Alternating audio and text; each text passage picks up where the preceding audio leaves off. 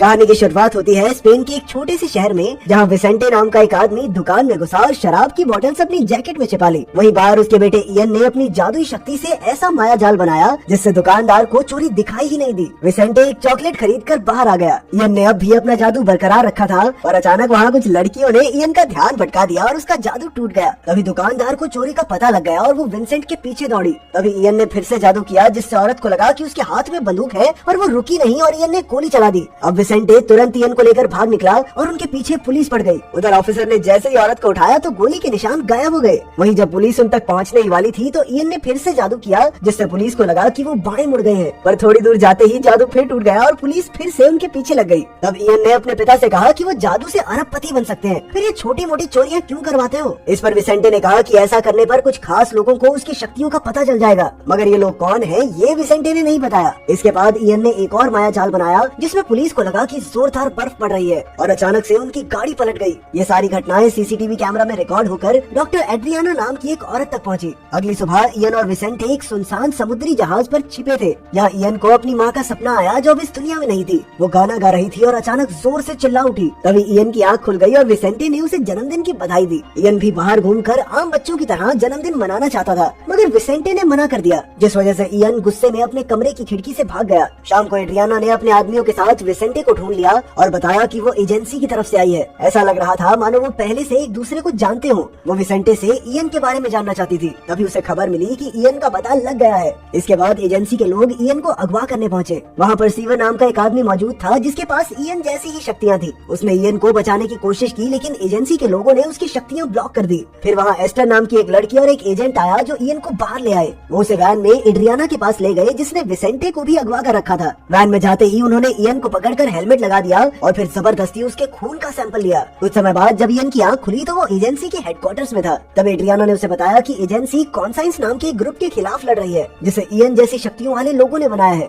ये लोग पूरे देश को अपनी मर्जी से चलाते हैं, जिस वजह से सरकारें तो बदलती रहती हैं मगर देश वहीं का वहीं। इसलिए एजेंसी कॉन्साइंस को हराकर फिर से डेमोक्रेसी लाना चाहती थी। एड्रियाना ने कहा कि परसीवर कॉन्साइंस के लिए काम करता है और वो भी इयन को अपने साथ जोड़ने की कोशिश जरूर करेगा, पर उसे परसीवर के साथ नहीं जाना चाहिए। असल में एड्रियाना इयन के खून से उसकी शक्ति के सैंपल्स निकालकर कॉन्साइंस का सामना करना चाहती थी। फिर जब इयन ने अपने पिता से मिलने की बात कही तो एड्रियाना उसे विसेंटे के पास ले आई। विसेंटे ने इयन से कहा कि एजेंसी सिर्फ उस पर एक्सपेरिमेंट करके उसका इस्तेमाल करना चाहती है। तो एड्रियाना ने इयन को विंसेंट का दिमाग पढ़कर सच जानने को कहा। अब इयन विसेंटे के दिमाग में घुसा और उसने देखा कि कई साल पहले विसेंटे एजेंसी के लिए ही काम करता था और जब इयन एक बच्चा था तो विसेंटे ने उसे चुरा लिया। एड्रियाना ने उसे रोकने की कोशिश की तो विसेंटे उसे धक्का देकर भाग निकला। तभी इयन असलियत में लौट आया और उसे यकीन ही नहीं हो रहा था कि विसेंटे उसका असली पिता नहीं है। एड्रियाना ने कहा कि हो सकता है कि उसकी माँ अब भी जिंदा हो। इसके बाद हमें पता चलता है कि इन शक्तियों का फॉर्मूला कई साल पहले डॉक्टर किन्स्की ने बनाया था। जिससे भी ये शक्ति मिली वो परसीवर बन गया, मगर फिर वो लोग बच्चे पैदा नहीं कर सकते थे। अब एजेंसी को इयन के खून में कोई फॉर्मूला नहीं मिला, जिसका मतलब था कि इयन को ये शक्तियाँ किसी केमिकल से नहीं बल्कि अपने माँ बाप से मिली हैं। यानी उसके माँ बाप दुनिया के पहले परसीवर्स थे जो बच्चा पैदा कर पाए। तब एड्रियाना को एहसास हुआ कि शायद इयन को वो खास ताकत भी मिल गई होगी जिससे वो लोगों का दिमाग अपनी मर्जी से चला सकता है। कुछ समय बाद एस्टर इयन से मिलने आई और उसने कहा कि ये लोग सिर्फ एक्सपेरिमेंट के लिए तुम्हारा इस्तेमाल कर रहे हैं,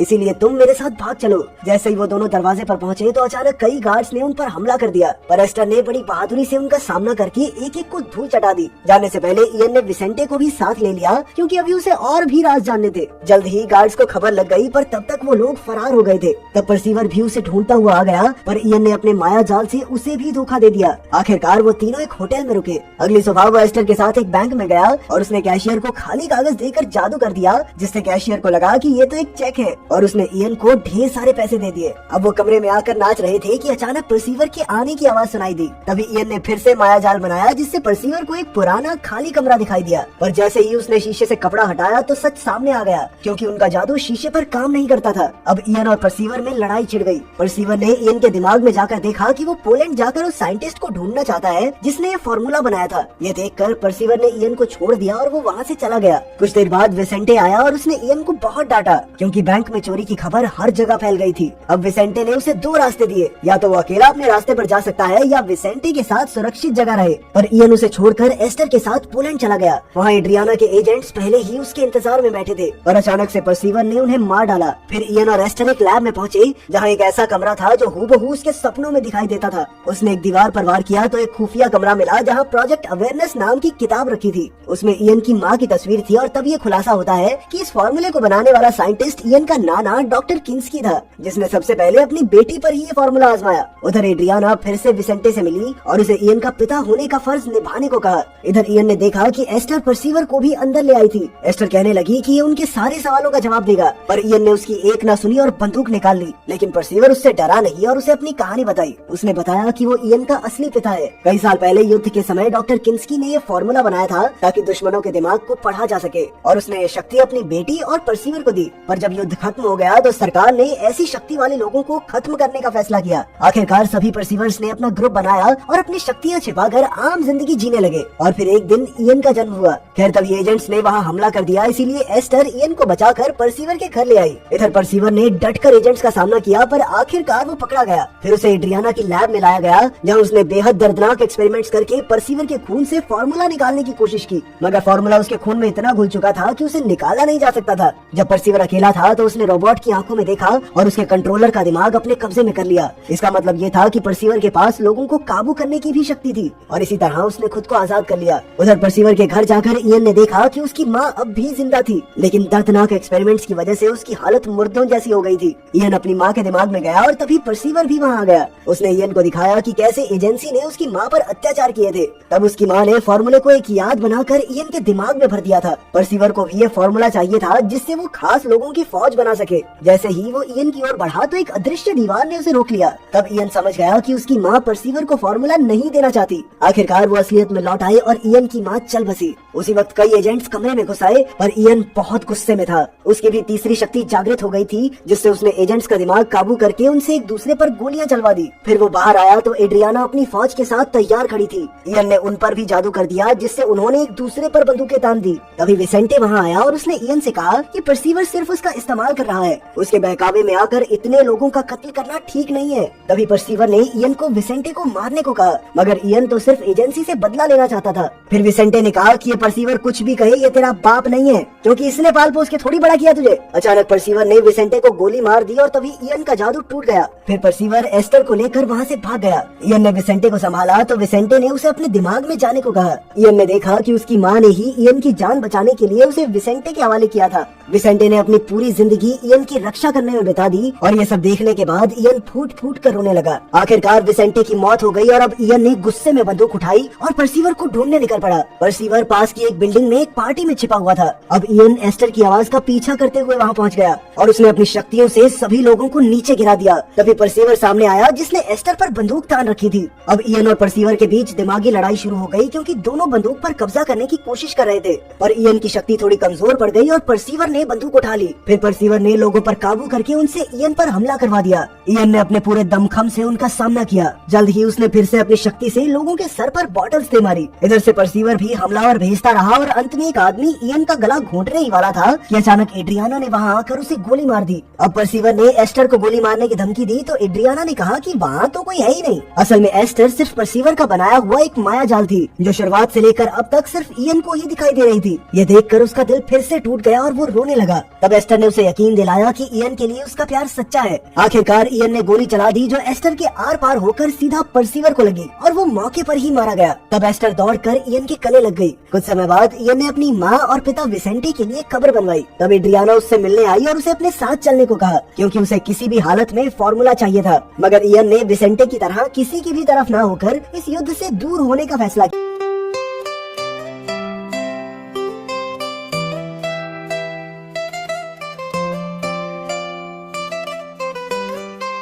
तू अखियां दे ना देने, तू दिल दे करीब या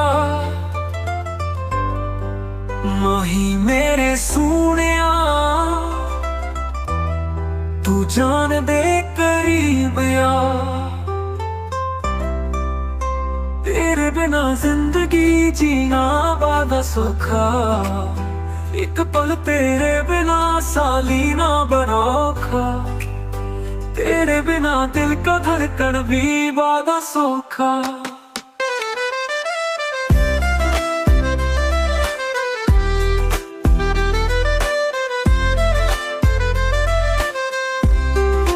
तू अखियां दे ना दे यार,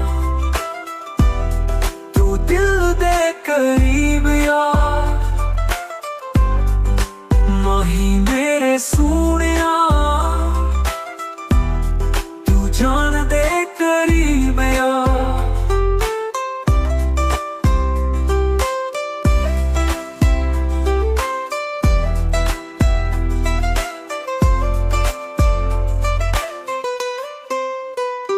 तेरे प्यार दी खुशबू मेरे दिल विच बसदी, तेरे प्यार दी याद मैनू पल पल दसदी।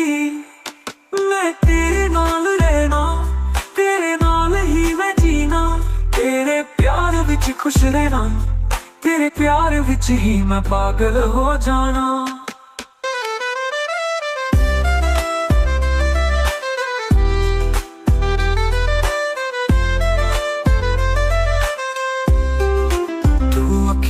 देना दे यार, तू दिल दे करीब यार,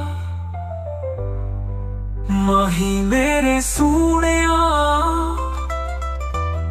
तू जान दे करीब यार।